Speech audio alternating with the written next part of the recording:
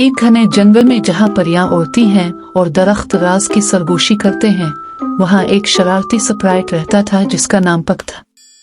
अपनी चंचल हरकत और हर एक से मजाक करने के लिए जाना जाता था। पक जंगल की तमाम रूहों में सबसे ज्यादा बदनाम था। मौसम गर्मा की एक रोशन रात, पक ने अपने आप को परियों के एक इज्तिमा में एक अजीम अलशान दावत की मंसूबा बंदी करते हुए सुना।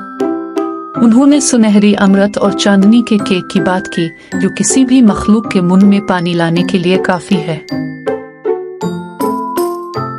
पक ने अपनी आंखों में चमक के साथ त्योहारों में अपना थोड़ा सा जायका शामिल करने का फैसला किया। जैसे ही परियां सितारों वाले आसमान के नीचे नाच रही थी, एक तरफ अमृत और केक पड़ा था। पक परियों से नजर बचा के वहां चला गया। उसने अपनी उंगली के एक इशारे से अमृत को खट्टा कर दिया और मूनबीम केक को पत्थर में बदल दिया।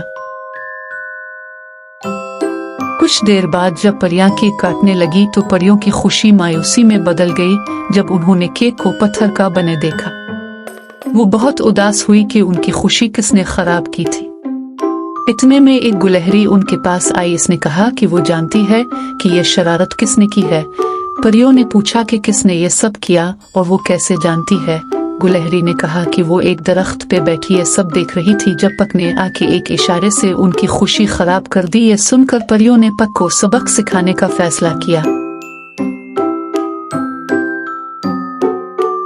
पक को ढूंढते हुए इसके पास जा पहुंची। इसने जब परियों को आते देखा तो वहां से भागने की कोशिश की, लेकिन परियों ने इसे जाने ना दिया और इसे पकड़कर बंदरों के कबीले में पहुंच गई और वहां इसे एक दरख्त से अलिफाल्टा लटका दिया।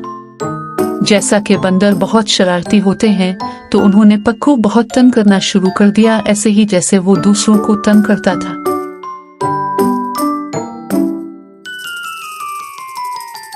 और इस तरह पक को अपने किए की सजा मिल गई। इसने परियों से अपने किए की मुआफी मांगी और आइंदा के लिए ऐसी शरारत न करने का वादा किया। परियों ने इसे माफ कर दिया। परियों ने अपना जश्न दोबारा शुरू किया। पक ने दूर से उन्हें देखा। उसके होठों पर हल्की सी मुस्कुराहट थी।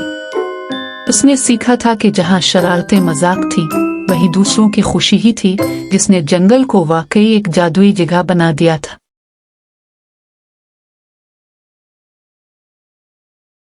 For dolls and fairy tales, please like, subscribe my channel and press the bell icon.